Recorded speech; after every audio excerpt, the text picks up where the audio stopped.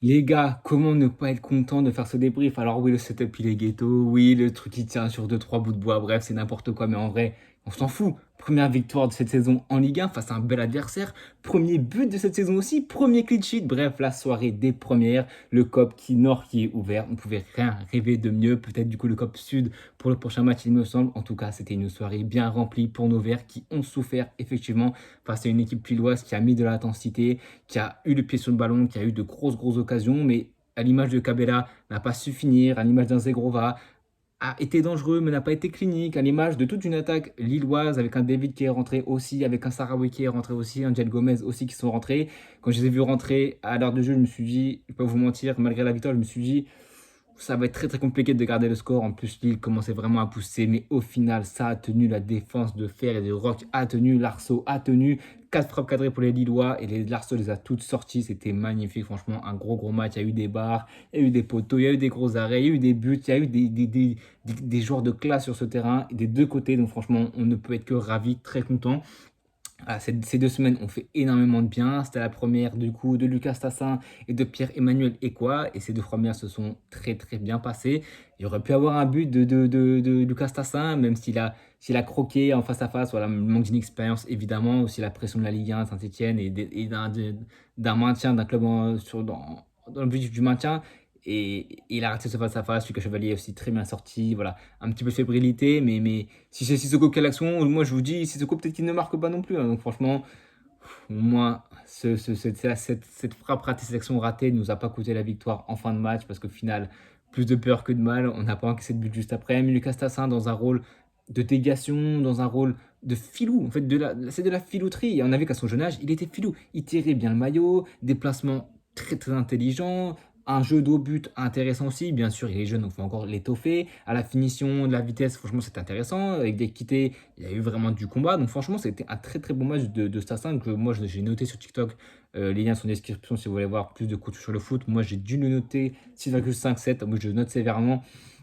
Mais déjà 7 pour Stassin pour un premier match, c'est très bien à 19 ans. Et Pierre-Emmanuel Ekwa, pareil, en tant que titulaire. On a eu le milieu que tous les Stéphanois voulaient. Amougou, Ekwa et Mouefek de retour de blessure en tant que titulaire. C'est le milieu de terrain que tous les Stéphanois veulent voir. Pas de Tardieu, pas de Fumba, pas de qui tu veux. On voulait ce milieu de terrain et ce milieu a très bien même marché avec Amougou qui certes balle au pied, mais face à une belle équipe des Dodgers qui avait la balle au pied, qui avait le plus d'action, qui renversement de jeu. Bref, ils ont eu beaucoup de ballons, donc c'était très compliqué à la relance. On sait que ça sortait directement, une grosse pression, un gros pressing du LOSC, et c'est pour ça que Samgou a été un petit peu en difficulté, pourtant dans un rôle qui, face à une grosse pression, arrive, même s'il a réussi à le faire. Mais on a vu que balle au pied, c'était un petit peu plus timoré, un petit peu compliqué. C'était pas son pur match, parce que bon, il y a Brest, mais même sinon, même contre Brest, il était un des meilleurs, mais là, même le meilleur contre Brest, mais là, ça a été un petit peu compliqué, mais il a pu justement être épaulé cette fois par un Pierre-Emmanuel Ekwa qui a comblé les brèches défensivement, offensivement. Il a apporté tout son bagage technique, toute sa qualité de relance, et franchement, il a été très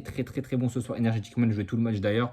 Il était prêt à Sunderland, il avait déjà joué quelques matchs, et là, on l'a vu, il était déjà prêt à jouer, tout comme Stassin aussi. On a eu un Mofek de retour de blessure qui paraît, c'était très bon. Ça manquait un petit peu de lucidité dans le dernier tiers, mais à l'image de l'équipe stéphanoise en entier, on a manqué vraiment de lucidité, notamment à la fin du match, mais c'est normal, hein. Pendant, je pense, la première mi-temps, on a tout donné. On a tout donné. Défensivement, offensivement, on a tout donné. Et franchement, je suis très content. Honnêtement, on part de ce match avec un nul. Je suis quand même content de ce que j'ai vu ce soir. Ça m'a rappelle Monaco. Mais là, le match est beaucoup plus abouti et beaucoup plus sérieux parce que s'il y a une victoire à la fin. Donc, c'est pour ça peut-être que mon jugement est un petit peu biaisé. Mais en tout cas, on ne peut être que très content de ce qu'on a vu, notamment aussi de Pierre Cornu sur son côté gauche qui avait fort à faire, hein, face à Edon Zegrova, quasiment le meilleur ailier de la Ligue 1. En tout cas, à son poste ailier droit, je vois pas un joueur meilleur que lui, honnêtement, notamment à la création et dans les dribbles, hein, et la percussion. Et on a vu un Cornu qui certes reculait énormément. Si Cafaro venait l'aider, on ne parlera pas de Cafaro, mais voilà, il y a eu beaucoup de travail du côté de Cornu qui, contre Brest, m'avait pas fait bonne impression. Mais là, excusez-moi du peu, pour moi, c'est un des meilleurs Stéphanois dans le top 3 déjà des joueurs qui ont été le meilleur côté Stéphanois, il n'y a même pas de doute. Mais là, défensivement, il a su faire face à Don Zegrova, à tout ce côté droit, avec Thomas Meunier, avec Diego Santos, Thiago Santos, il me semble. Où, voilà, ça allait du côté droit, c'était très dur à faire. Et honnêtement, on n'a pas coulé. On aurait pu couler à des moments où, certes, il y a eu de grosses occasions lilloises, de bonnes combinaisons et des bonnes incursions dans notre surface. Je crois qu'ils ont eu 20 ballons touchés contre 6 de notre côté. Donc voilà, on a une nette domination de Lilloise, mais au final, on n'a pas rompu. Et c'est aussi et sûrement grâce à Pierre Cornu qui, défensivement, a certes reculé face à Eden Zegrova, mais n'a pas rompu, ne s'est pas forcément fait passer il s'est peut-être dû se faire passer 2-3 fois, mais franchement, ça a été un match XXL, solide de sa part, aussi bien défensivement, mais surtout offensivement, notamment au début de match où ça portait des doublements à Cafaro, ça mettait un petit peu la Zizanie dans une équipe lilloise qui du coup jouait à 3 défenseurs derrière avec les 2 pistons, Meunier et côté gauche, il me semble que c'était Gudmundsson, il me semble. Donc on a vu que voilà, transition rapide, on savait qu'il fallait qu'on joue sur nos armes, hein, défensivement, être dur. On sait que techniquement, avec ce milieu créatif, c'est pas notre fort. On l'a vu sur quelques séquences, voilà, on n'arrive pas à créer du jeu. Notamment, on avait un Mathis Amougou, des fois numéro 6, qui, quand il n'était pas pris, on savait qu'il y avait un marquage individuel sur le premier relanceur stéphanois, mais des fois, il n'avait pas été pris, notamment milieu, fin de match. Et on a vu que ça, on le savait très peu, et on le voit qu'à la création, on panique encore un petit peu, qu'on ne sait pas encore comment se placer, mais c'est qu'un début de saison, donc on voit qu'on commence déjà à engranger de l'expérience et des points, ce qui est le plus important. Mais voilà, on voit que défensivement, on sait que la création on galère, donc voilà, il faut être dur défensivement, il faut être dur, être dans le combat, être rugueux, être combatif, et c'est ce qu'on a vu ce soir, un gros bagage énergétique des joueurs qui défendaient ensemble, vous voyez des prises à 2, à 3, qui attaquaient ensemble aussi, donc franchement, je suis ravi de ce que j'ai vu ce soir dans les intentions de jeu.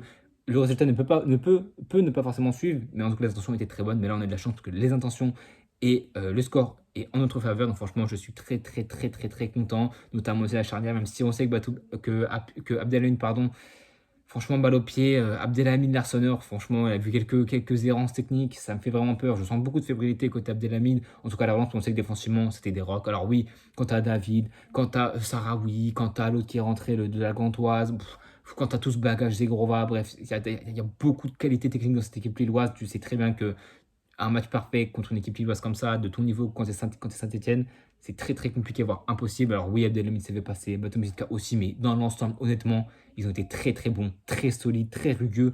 Et franchement, on a été très très solide défensivement. Et ça a souligné, à part peut-être Apia, voilà, de son côté, le jeu lillois penchait beaucoup à droite. De son côté, ça penchait un petit peu. Et le peu qu'il a eu à faire, il a pas si bien fait que ça. Alors on n'a pas jeté la pierre parce il a pas non plus été dégueulasse. C'est peut-être le pire Stéphano, entre guillemets, mais là, j'ai pas envie de dire de top et de flop. Pas pour moi, même s'il y en a un qui était un petit peu moins bien, pour moi, c'est tout un groupe. C'est le travail de Stassin qui ensuite, tout le travail qu'il a fait pour la première heure de jeu, ça a été facilité du coup par Sissoko qui est rentré. Bon, il a croqué des actions, mais habituelles de Sissoko. Tu vois, ça aurait été un match à Sissoko, je pense, voilà, en déviation, on sait que on n'arrive pas à relancer, on envoie des gros cachous devant, et tu vois que Sissoko avec son corps, il aurait pu nous aider. Alors Stassin l'a fait, et franchement, on sait qu'il est jeune, donc voilà, il peut encore engranger de l'expérience et du niveau et affiner sa palette technique, notamment dans les jeux de déviation. On a vu qui jouait bien de son corps et franchement, ça nous apporte de la suite pour le meilleur attaquant, enfin le attaquant le plus cher qu'on a recruté. On avait aussi David Ashvili. David Ashvili, mais comment je n'ai pas parlé de ce mec? 7 minutes de vidéo, je ne parle pas de meilleur joueur du match.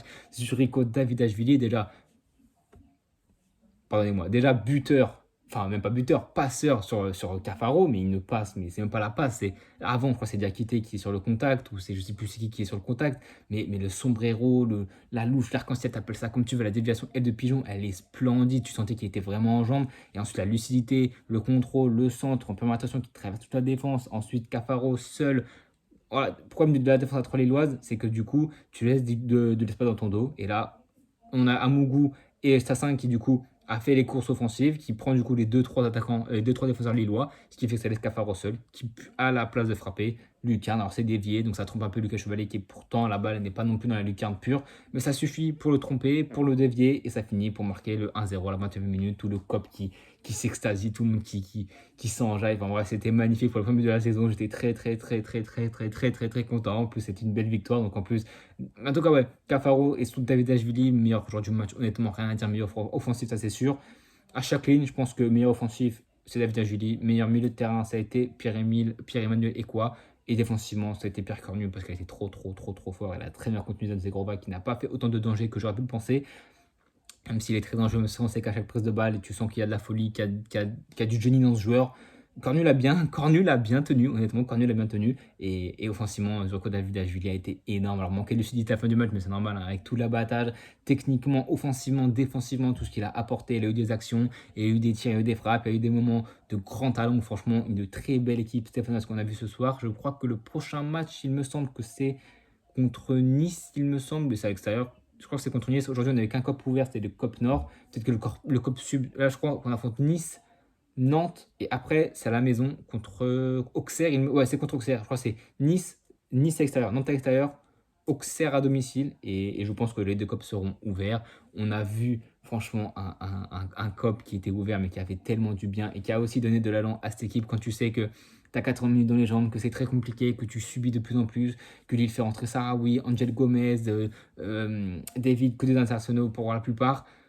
Là, tu sens que c'est lourd dans les chaussettes. Mais quand tu as un public comme ça qui te pousse derrière, qui sont prêts à tuer sang et or, qui sont prêts à se donner à donner de leur voix et de leur énergie et de leur porte-monnaie pour aller te voir et pour te soutenir, ben, physiquement, mentalement, tu peux être au plus bas de ce que tu veux. Quand tu as un public comme ça, tu ne peux pas rompre. Et c'est ce que j'ai vu ce soir. J'ai vu des hommes. J'ai vu 11 hommes sur le terrain, même les entrants, même les Tardieu, qui a aidé aussi.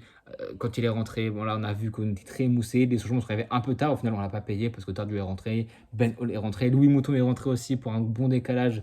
Il me semble que c'est sur Davidashvili, mais Davidashvili a rate. Bref, il y a eu du déchet offensivement, mais en tout cas, on a su faire le dos rond, on a su être très solide défensivement, discipliné. Voilà, entre les lignes, ça se parlait bien, ça se communiquait bien. Voilà, c'était qu'un début de saison mauvais. Maintenant, on espère que la pente ascendante va commencer. On espère qu'on va engranger le plus de points possible. L'année dernière, le maintien s'est fait à 32 points.